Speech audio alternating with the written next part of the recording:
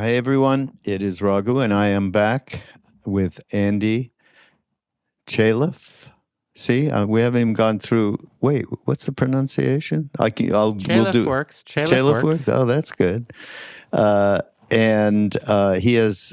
It's when you hear what I'm going to kind of report to everybody, Andy, you'll see why it's a very propitious time for me to bump into your book. Dying to Live is the name of the book. Finding life's meaning through death, and so at Love Serve Remember Foundation, we are doing a course centered, of course, around Ram Dass's talks, and we just select some beautiful moments in these talks that always refer to a specific theme, which is walking each other home.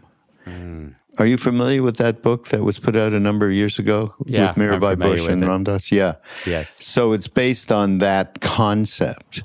And so when I saw your book, I thought, okay, there's a lot of parallels as to what we are investigating and what you have investigated in this book. And we can talk about them. But first is, a little bit about how you even came to understand there was a new way to perceive and relate with the concept of death. Death. Yeah, exactly. The D word. It was funny. If I looked at life through that lens, I'd get stuck. If I ever compared something that existed, because I'd always look outside of myself and say, wow, these people are so much more prolific than I am, or there would be some projection. So what I went back to was, what subject scares the living hell out of me? That's what I did. That's Really? where it started. How old are you then? What are we I'm talking 55, about? 55. No, then, when you had that thought. Oh, when I had that thought, it goes back to the childhood trauma, the existential dread when I was, 13 years old. It's very early, that initial fear. Really? Yeah. Oh. And then, you suppress it. In my life, I did my business thing and tried to outlive my death through identity creation and feeling like, I could make my life worth living or valuable, and search out experiences that might fill this gap and this fear that maybe I might not be here to continue my own journey. And then I think when I was 35, I quit and sold everything I owned and just did what I call my life do-over. I just said, whatever it is, it's not that. Maybe one of the scariest moments of my life, because I always say it was the first time I ever made a decision, and that it excluded future choices. I was like, everything then was, are you going to go to college? Which one? Are you going to go work? Which one? There was not I'm totally saying no to this life, not knowing what the next life will bring. So it was really quite a scary moment. And when I went through that journey, my mentor, who was the reason that I went on that journey, he was a non-dual teacher. Krishnamurti was his big idol, and he. I'm in Krishnamurti land right now. Oh, are you in Ojai? Yeah. Yeah. Well, there's a funny story there we might get to later. But I went to Ojai with him at some point, and we visited the center area, the center, and he died. And when he died, I didn't know what I was going to do with my life. So I just started writing books. And I didn't know what they would be. I didn't have a clear intention. I just said, I'll let them guide me.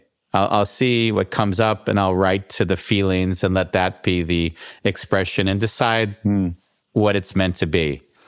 And I went through the first 3 books, and then I got to the point where I'm like, where's my edge? Because I've made peace with a lot of things. I feel like, wow, I'm feeling good in my skin. I'm very vulnerable. I'll cry in public comfortably and not feel like I need to guard myself. And then I'm like, well, death, that's not comfortable. Like, that isn't.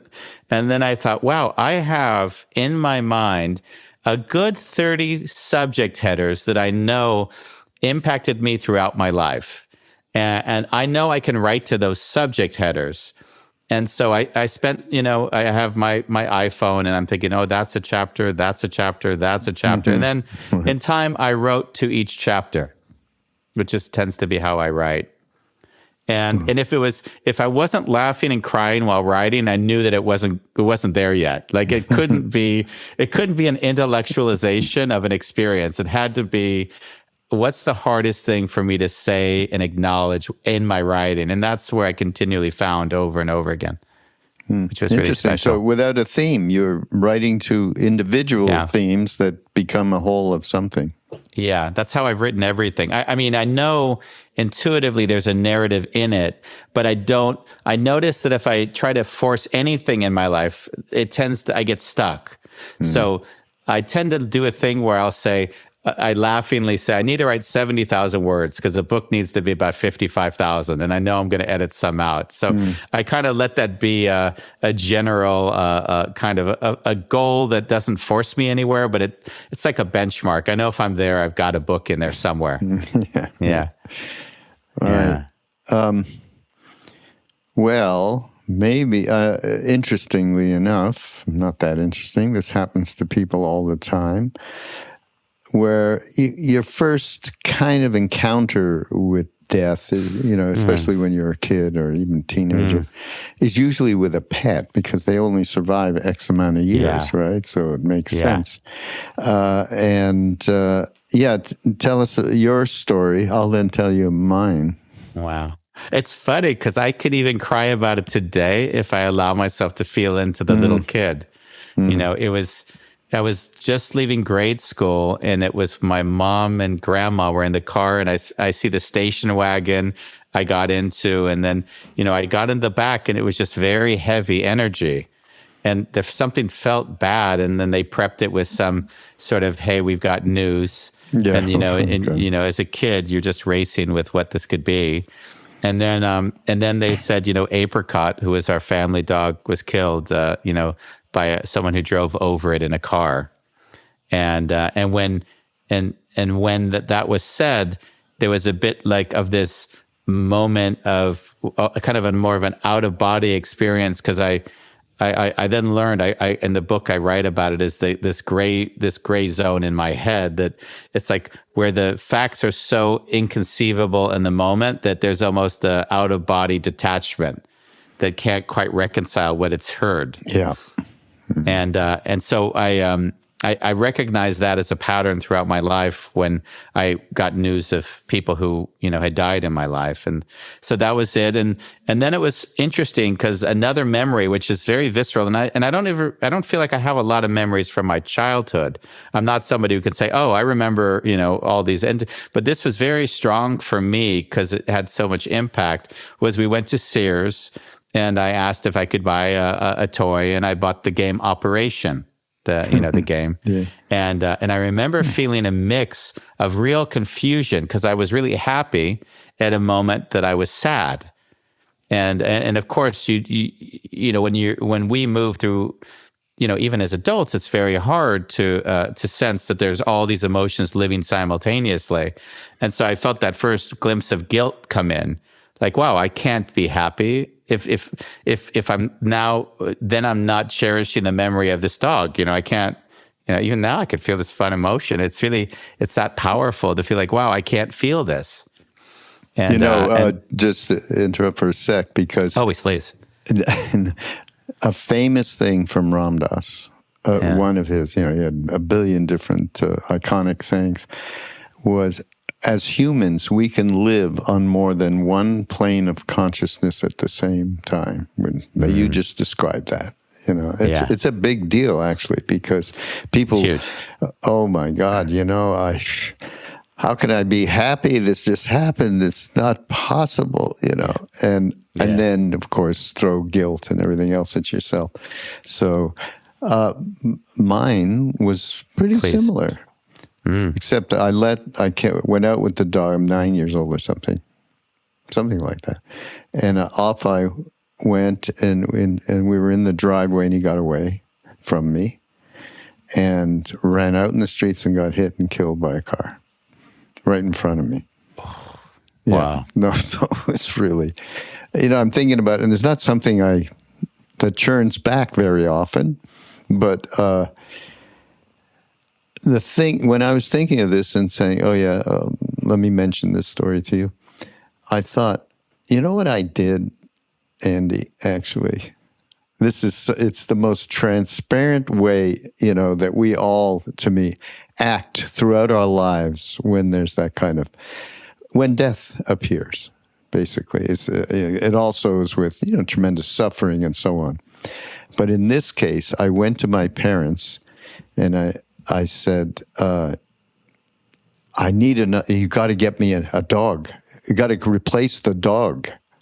I mean, I was really crazily screaming. I was out of control. And once they said, okay, we'll do it. And they got the same dog, the same breed. Talk about, defending in a big way. And then it just, nowadays, I think back at these kinds of things and go, wow, how did we get structured into these patterns in this particular environment that we were brought up in? It's unbelievable. Yeah, I spend a lot of time meditating on the biases that I just can barely scratch the surface of things I've taken so for granted, which is what makes travel so beautiful, of course. Which you've done a lot of. That's something else to talk about. But in this little discussion, that you presented the example of losing a patent, and that's just bringing up pain and suffering and confusion, especially if you're younger. And you spoke to gratitude as being a way that your world was turned around. Why don't you talk about that a little bit? It's interesting because, I've often seen, and, a lot of people will speak about this, how we frame a situation will define how we experience it, right? We don't see the world as it is. We see it as the way we see it, right? Yep. Yeah. And the one thing I think is when I was young, what I did was I looked through life through the lens of the identity of I, like this happened to me, and it was very egocentric. And my dad was such a villain, and I vilified him, and I victimized myself. I created the narrative that really it's a very strong identity, right? That victimhood identity is very, very powerful. And then, when I told you when I sold everything I owned for my life do-over, I had a talk with my mentor, and then I was telling him everything my dad did to me, and I'm gonna cry now because it's just these beautiful moments to feel again. He said, when I told him I went through the rigmarole, the whole stories, he says, "Well, why did he do that?" And then I said, well, he was scared. He was frightened for my life. I was taking risks that he was worried about. And then he said, well, so what do you think precipitated everything underneath all that? And then I just said, because he loved me. And from that single moment, like everything changed. Like it shifted because I couldn't tell any story in the same shape and form because I saw through my own BS. And so I called him and apologized. He was not the kind of individual that ever had an apology given to him because he was bipolar and very everyone disowned him in his life. No one would apologize to him for the aggression. But I saw through that as well, and I saw how grateful I was for the life he gave me, because in him disowning me and throwing me out of his life, I had to create my own life. And that was the greatest gift he could have ever given me. No dependency on him, no hang-ups on what I may or may not receive in terms of whatever the inheritance could be or whatever the emotional codependency was. So I got my life. And there was a deep, deep gratitude for that gift he gave me. And we were very close, when he died. Yeah. So, yeah. Oh, wow. Yeah. Similarly, and so I look at life. I look at life through that lens. Is what I would say. Yeah. Yeah. Right. It's all about that perspective. So I also had the same exact kind of a thing going on with my father. He wasn't bipolar. He was PTSD because of the war. Wow. Yeah, he was a bomber pilot in the war, and wow. Yeah, and very angry and all the things that you could, it'd be to a T, whatever you would describe, I'm sure. So it took, I've told this story a billion times, so I won't get into the details, but for your edification, I of course, Ram Dass, my story of meeting him and getting to India and meeting Neem Karoli Baba, and then somehow I've even seen a couple of letters that I had scanned that my father kept. Oh, man, we're having a phenomenal time over here, this incredible being, but send money. That was my... Interestingly enough, so my father decided to come over to India. He actually came. Wow. And when he first met Maharaji, we called him, Maharaji turned to me in the middle of a conversation and said, "You only love your father because he gives you money." And I see these letters, they were all, "Okay, can you send me $600? I gotta get along here." Anyhow, but the long and the short of it was, he told me to give my father acid and meet him 10 days later in another city. And there's a bunch of details around it, but that was what happened. And as that happened, his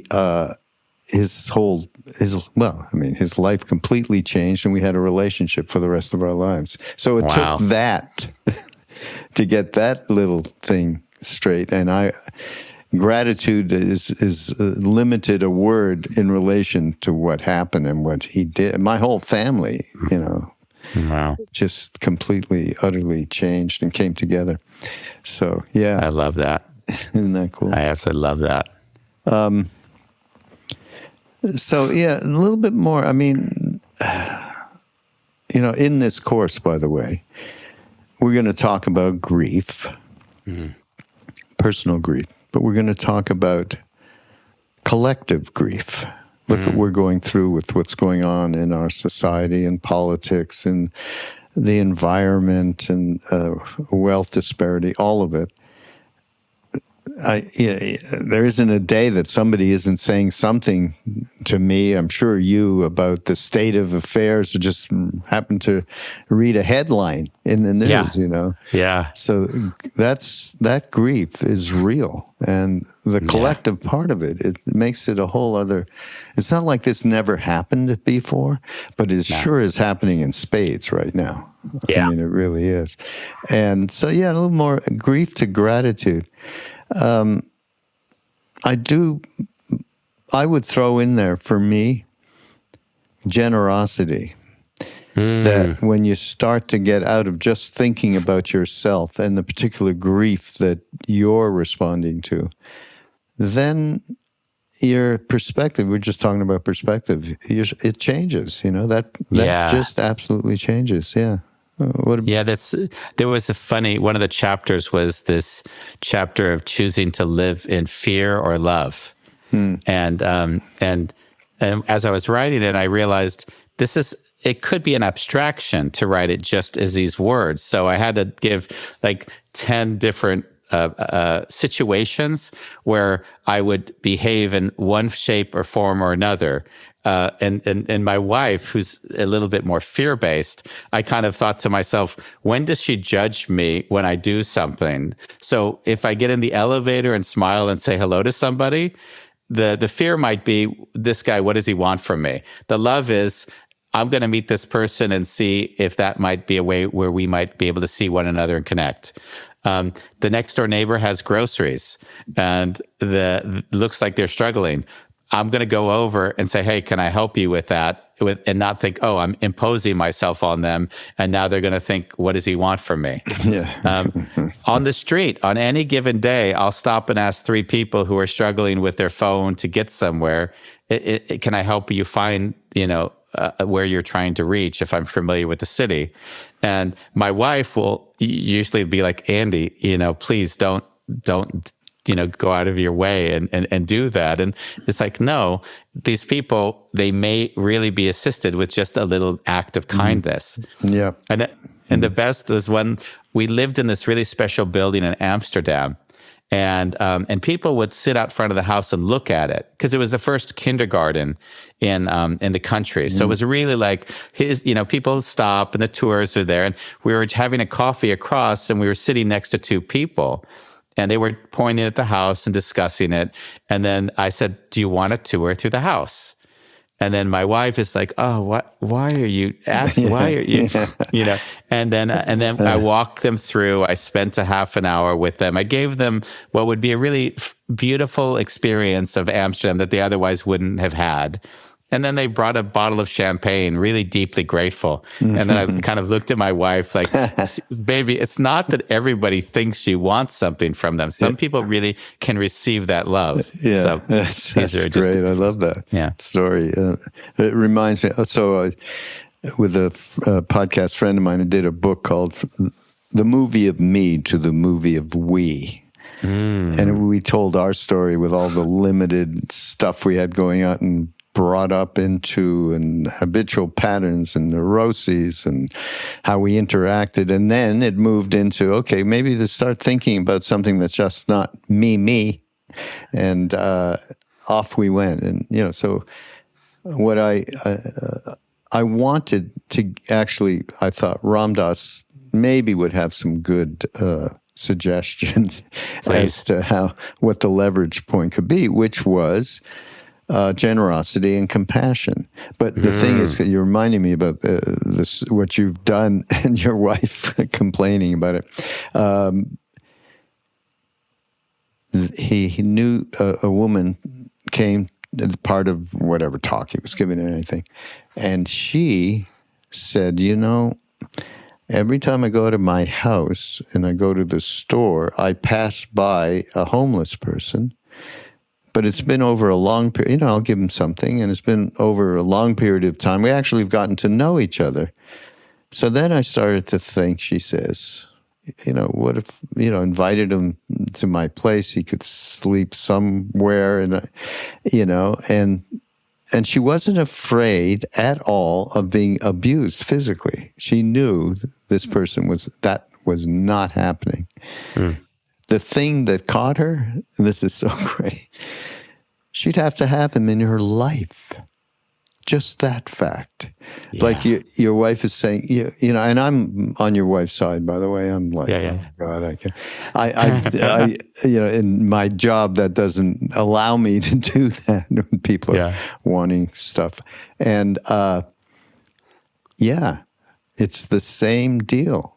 Right? I don't want to embrace something else that maybe there'll be some caring I might have to do, or, and that was the sticky point.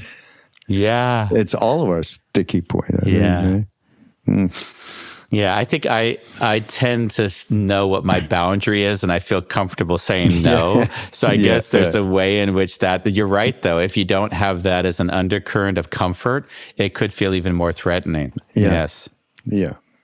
There was something that we went to that you mentioned that I also didn't sort of speak to, which was this the anxiety that we encounter now. This collective grief. This collective grief.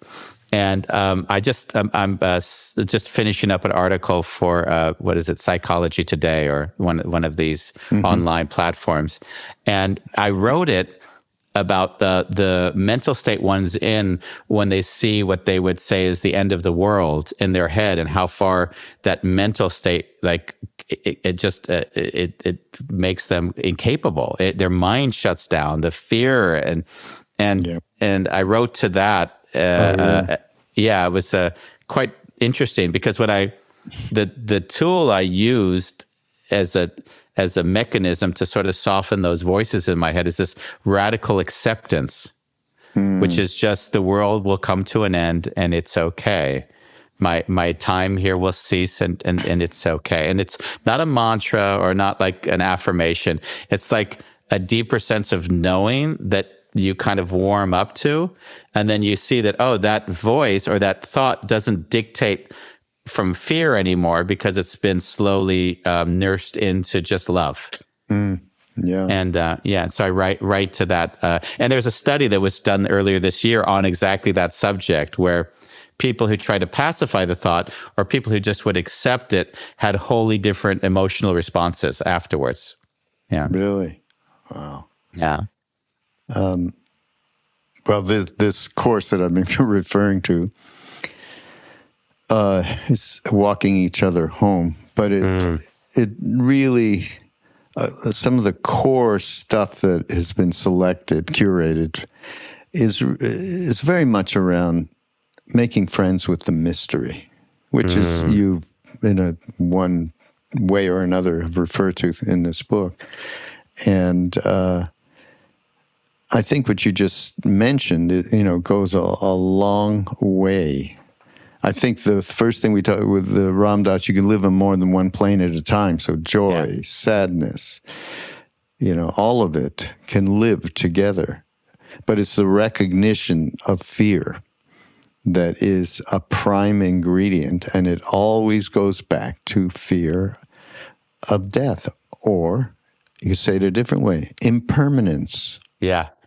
I said, the word I used, and it was so precise, was eternal non-existence. That was the framing I had from a young age. Eternal non-existence. That's really nihilistic, I would say. Yeah. Oh my God, that's so great. By the way, the story of the farmer.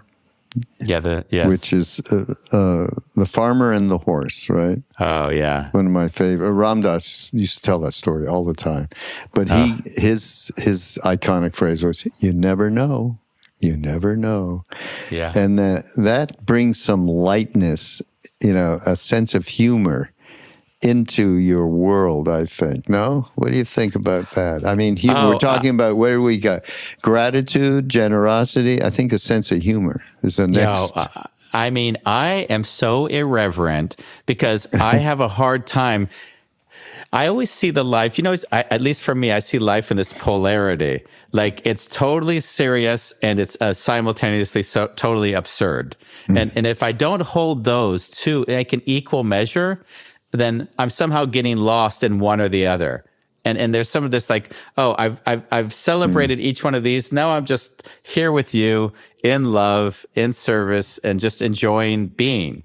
And I see that if I become too pessimistic or too nihilistic, then I go down this path it's not fulfilling, it's not connected. Or, if I'm just searching out, the experiences and so on, there's a balance there. And I see it's not a constant. I'm seeing myself and moving through it. And so, I forget even where we were now, but I mean, that brings up mindfulness, which in terms of balance is that's what this whole podcast I dedicated it to. Finding balance in our day-to-day life is a big deal. Yeah, for sure. Yeah, and I think tracking that is one of these things that it's a discipline that goes beyond the convenient. It's the wherever I am, if I'm not if I'm not fearful to say where I am, whatever the conditions are, I'm free. In the sense of I'm free to investigate. But if my environment is like, oh no, I've got to be worried about what's going on, so now I'm self-editing, then I've just lost connection to myself because I'm no longer feeling. I'm more thinking, what do I need to do so this person doesn't get charged, or and that would have been my history.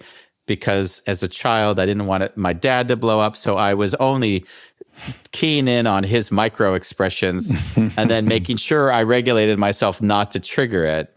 Yeah. So, we are in the same boat. I love it. Absolutely. So as you get older, if you can utilize it, it's actually great. Yeah. Again, back to mindfulness. Yeah. That practice. I mean, if anybody says, well, what do I do to get started? I start to realize that I'm so self-interested on every level. The movie of me to the movie of we came from my friend Krishna Das. I'm not sure if you know the chant guy. He would start, you wake up in the morning and it's me, me, me. What am I going to do? Where am I going to go? How am I going to react to this phone call? Etc. You're the producer. You're the director. You're the main protagonist. In fact, you even write the reviews and believe them 24/7. So that's where we got this from. And once you realize that's the case, I mean, you got to get there first, which actually I wanted to talk, you talk about it in one part of the book, the luxury of reflecting on death. And people go, what do you mean the luxury? That is the first thing in the luxury is to even know that you have the fear. Start there. That's where mindfulness allows you to really, and part of mindfulness is a meditative practice of some sort. Yeah. And that allows you to be able to see the extraordinary circumstances by which your life is led, primarily, or 100%, well, I wouldn't say that. Everybody's kind. Ultimately, people do kind acts. You find that all the time. But for the most part, it's really a me game until you start to really do something about it. Mindfulness is the beginning of that, for sure. So, but let's talk about why write this book? Why reflect on death? And it's because I have the luxury. Yeah. Maybe explain that out. Well, again, one of those chapters, right? You're writing, of course, Viktor Frankl comes to mind because he's, of course, incredible. Yeah, I should say who he is in case anybody doesn't know. I mean, include that. Man's search for meaning, and a Holocaust, someone in the Holocaust who, in the midst of this incredible torment, was creating a meaningful life for himself. Instead of the suffering of it, he was going back to, how do I turn this to be meaningful? I mean, like that's magic. That's so that's in an way, advanced being. Let's call it that. I mean, pretty much, maybe even a saint. Yeah. And so what I saw was that I wasn't taking for granted that if I was struggling to pay my bills, to get back through week to week and just surviving, we wouldn't necessarily have the spaciousness to be able to take in, what's underneath all this, because I'd be too fearful of, maybe I'm going to be kicked out of my house. And I just really felt into that, the gratitude that I've got this time to take in what could possibly be seen as a wasteful subject by individuals who are really just trying to scrape by and make a life for themselves. Yeah. At the same time, again, if you have the in my mind, if you have the realization that you're caught, you're in jail basically, and you want to get out of jail, so then you start to do things that can enhance that and cultivate that, and we just talked about them. But that doesn't mean if you're in a terrible circumstance, with the pressures of many children, hard to get work, you're living month to month, all of that. That's a huge pressure. And I would say that it's true that there's a luxury to be able to even think that you can set aside time for yourself.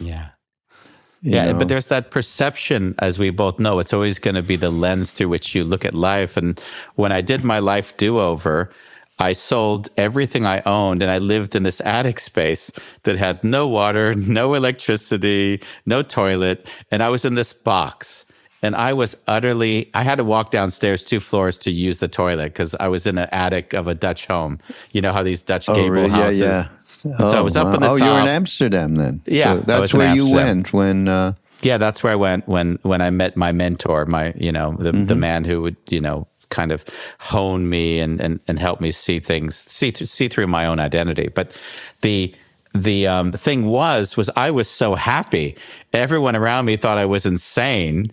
And I just kept singing freedom's just another word for nothing left to lose. Just Right. like, and I had this funny, frustrating moment. Like everyone would tell me what was wrong, why I was doing was just irrational. This made no sense. And then I remember just thinking, why does no one ask me if I'm happy? is that like a criteria by anyone's standard? Are you happy? No. No. It was not a criteria. It was just, we think you're crazy. We think you found a psychopath that you're following now. Like, what's going on? And so speaking to your point, yes, we can also make that luxury for ourselves, but sometimes that takes some work. We have to overcome fear to do that, of course. And, there is circumstantially, that is a big part of, our incarnations. Another word to use is karmic predilections and so on. So that's also real as well. I just heard this incredible thing from a friend of mine. And you talked about, the brain-computer interfaces. Just one little couple of things that they stimulated where uploading the contents of one's mind to be transferred to a computer system. But that's going to happen. I mean, it's not preserving consciousness beyond the physical lifespan and so on. Yeah. I have a friend with Parkinson's. And he told me this is just months ago, they have now, what they do is they implant electrodes into your brain, right? That doesn't sound, and by the way, no anesthesia because they need to know what you're experiencing. Yeah. I can't even imagine that. And then they implanted a pacemaker in his heart. Uh-huh. That pacemaker is connected to the electrodes. So he was like, I don't know how many hours a day of shaking. I mean, just horrible. I mean, Parkinson's can be devastating. So they did this, and then they control it, like they do a pacemaker, and it went from 100 to 0. Wow. Like that. Isn't that amazing? It's amazing. And now he does have other things, Parkinson's symptoms that they're trying to deal with this and medication and all of that. But just the idea that through a computer they're communicating and making the brain... And also just the simplicity of this digital mortality, where I was with someone in San Francisco. This was a year ago, before AI was really even like kind of taking off as much as it has. And he programmed it so that you could export all your conversations with the person who had died, and they'd interact with you in the responses that would be typical for them, because it create a profile and algorithms. And when he explained it to me, I was sort of looking at him like, wow, this is scary and intriguing, all bunched into one. Yeah. Right. Yeah, exactly. We had a meeting about this course I keep talking about. So it's just, we're in the midst of finishing it up. And Ram Dass is really great at addressing all of this stuff. And Jack Kornfield's in it and others. So I said, I think we have to address the reality. You don't have to be an older person to start being attentive to the reality of impermanence and death and so on. Yeah. I said, I think we need to encourage people of all ages to take a look at this thing. When this really happened for me, way back in the day, was with those Don Juan books, Carlos Castaneda. Are you familiar? Yeah. And, the famous thing, actually, in one of the talks from Ram Dass in this thing, he mentions it and said, yep, his guru told Castaneda, keep death on your left shoulder. Yeah. And so that, I don't know why, that made such a huge impression I mean, it was just amazing. So that then I read. I think you're quoting Eckhart Tolle. The secret of life is to quote unquote die before you die, and find that there is no death. And you say the little deaths are the practice runs, learning to navigate each one, right? Yeah. Preparing myself for eventual end, potentially realizing I have metaphorically died before my actual death. Yeah, I mean, it may be a metaphor, but I think that there's so much reality, especially, that's why the Buddhist stuff around impermanence is really well spoken by the Buddha, shall we say, and certainly by the Tibetans that are around these days. There's some incredible Tibetan teachers, Rinpoches, that are around and spend a lot of time in the West and so on. And that particular, that's important. Yeah, I was at the Zen Center in San Francisco yesterday. Oh, yeah. And I met Tove Green, who's, I'm not sure if you're familiar with her, but she's doing a course on death. And, really? Yeah. And they have a center up here where it's people in their 90s and, even some earlier that they all come together and they live intentional lives. And she's doing this course. And I was asking her who joins the course. And she mentioned, well, it's a mix, but she also sees it's people often at end of life and people who, are just curious about the journey. But she really didn't have a specific individual in mind in terms of who would attend the course, which I thought was quite beautiful and fascinating. Yeah. I mean, the obvious is people that are getting on, and that the face of death is way more close. Yeah, but, I actually, sorry, please continue. No, tell me, Andy, tell me the name. No. What's the name of that person I want to know? Tove, I think it was T-O-V Green. Tove Green. Okay. Or Tova. Maybe it's Tova Green. I have to check. The Israeli name. Blossoms Fall. I think Blossoms Fall is sort of the title, if I recall properly. Oh, really? Yeah. I'm going back to this thing of the just extraordinary usefulness of bringing that into consciousness. And it's much easier to do if, again, you find the path, that there is a path, and you start to get on it to become free of the crazy obsession that we all have. By the way, if I might talk to that, I think there is an avenue which is very marketable at the moment in this regard. What's that? And the avenue is Stoicism. Oh, yeah, I'm going to be talking to someone about that in the podcast in the next few weeks. Because Stoicism is like, it's got a building community of people who are starting to take it more as a kind of a life philosophy. And in that philosophy and understanding the impermanence, as you said, death on the shoulder, like that's very much part of the reading and the understanding. So I've laughed at the kind of the cycle of marketing, which has now made it easier for people to access things they otherwise may not come to. Yeah. No, it's amazing. I have not really gone into that subject, but the beauty of doing podcasts means I will be. So I'm happy about that.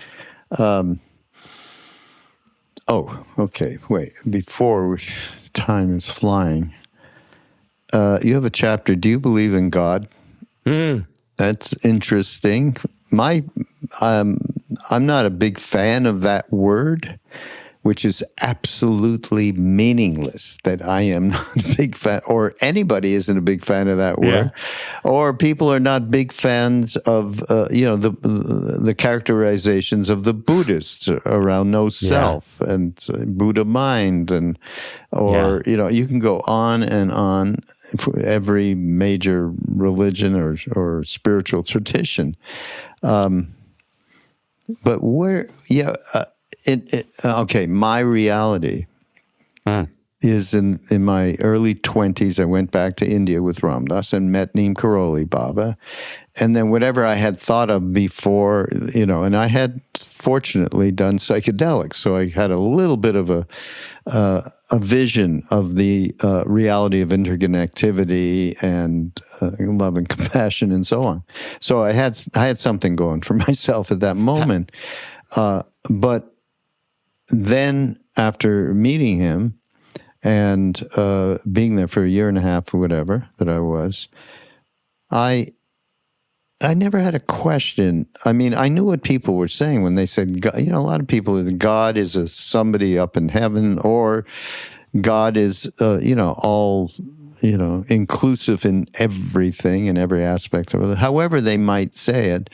I mean, it was ineffable to me. I couldn't explain to myself even what the hell happened when I was in this, in the area that this being was in, or things that happened that were paranormal, or all of that stuff. Yeah, I couldn't explain any of that, but I knew there was whatever that thing implies for anybody is real.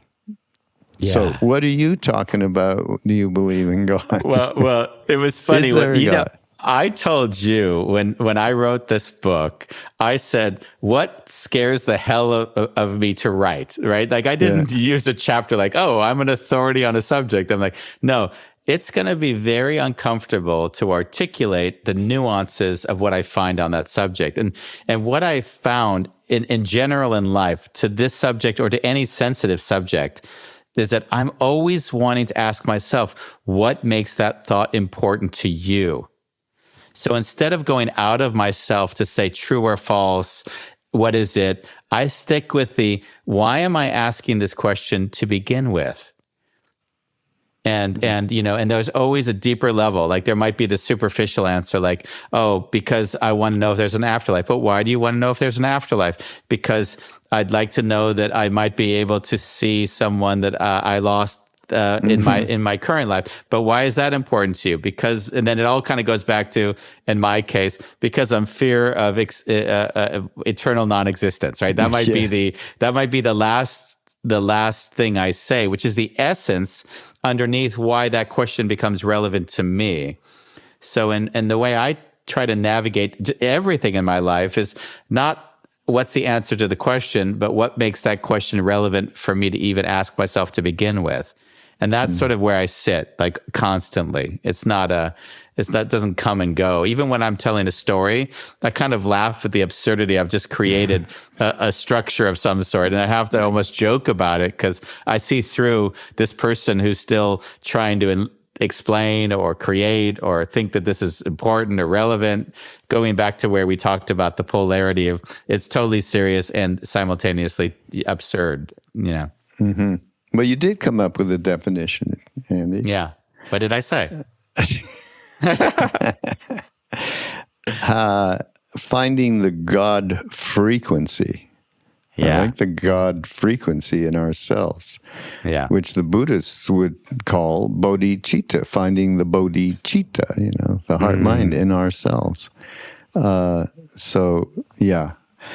Yeah. I don't think there's anybody who puts one step on the path of self-knowledge, if you can just use that term, that doesn't not fully, have some referential point to the reality of the way in which the universe is held up by love. It is the force. And, and everybody experiences that at some point. Yeah. And, that this to me is the way for us to really express the God frequency, right? Yeah, it is. And you'll laugh because if you think, when you're in your 20s and 30s and you see a 40, 50, 60-year-old throwing around the word love, you're like often like, oh, come on. Like, why do you keep saying it? And as you get older, you have more reference for what the sensibility is when you're in that state. So it's not an abstract term anymore. It's a state of being. Yeah, so, exactly but you often have to get through a lot to get to that state, of course. Yeah. Something else. Oh, Okay, we've got to get this in, though, because I think it's really important. You talk about acceptance, surrender in the book, and so on. In surrender, you say we observe the world passing by without trying to influence the outcome or dictate how things should be. So, I mean, I love that. It feels so good when you say that. We had a mentor back in the day in India. His name was K.K. Shah. And he would come to some of the, while Ram Dass was alive, to Maui, to some of the events that we had there. And one year I was with him, and he was writing up a whole thing around, or he talked to me first. He said, you don't know, in the West, you don't understand surrender. You think it's giving something up. This has nothing to do with surrender in the spiritual traditions of India. And in India, it's called Sharanagat, surrender. And he would try and explain that. It was beyond rational. He said it was the highest place that you could get, that one gets to before becoming that which is, becoming one with it all. So it was a very high place. And he says, just consider you're in a desert, a really hot desert, and you finally find a little bit of water, and there is nothing going on whatsoever except the quenching of that thirst. Absolutely, there's no discursive thought, there's no object and subject, none of it. It's just the being in that moment of beyond duality, where that refuge, which is the water in this case, is obviously the only thing that you can take. That's so. He did a whole thing on this subject, which is very difficult, especially with Westerners. We're independent. We're not surrendering to nothing. I mean, it happened to me in India when I went to meet a Swami, one of those high beings that was a guru way back then, and everybody was touching his feet, and I didn't like it, and I wanted to, it was that same idiotic thing, as if I was giving something up to this being. I actually talked to Ram Dass. He was there at the moment, and he said, no, you're honoring that within you that is in that being. And if you have a problem, this is good stuff to work with, I went back, I had the same problem, and then, of course, when I got to Neem Karoli Baba, he opened the door, and there he was. And then it went flash, beyond mind, beyond psychology, beyond anything. Boom, okay. And I got it, in that moment, fully. I'd like to stay with that for one moment, because you sort of said it. There's some beauty in that I think gets missed so much in life. You're honoring that within yourself that you recognized in that individual. And it's so hard in life because everyone sort of needs to elevate another in order to sort of think there's something outside of me that I can get or attain, or I got to keep working at it, and not seeing it's already there. And this person is manifesting it in a way that helps me get a mirror to see that it's right there already. There's something really beautiful in that. Yeah. Exactly. Yeah, exactly.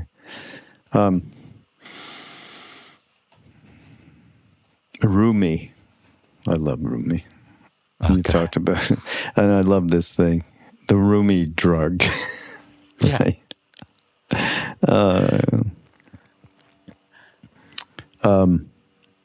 Actually, the interesting thing, because you talk about psychedelics a little bit here, DMT and so on. I did a podcast with, you know what Normal is?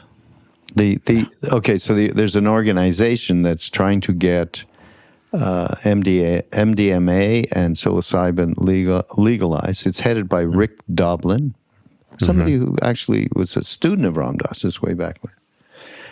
And so I did a podcast with him. He says to me, well, you guys, you were doing all that stuff in the late 60s, early 70s, and then you got into meditation and so on. And so, you've not gone back to psychedelics.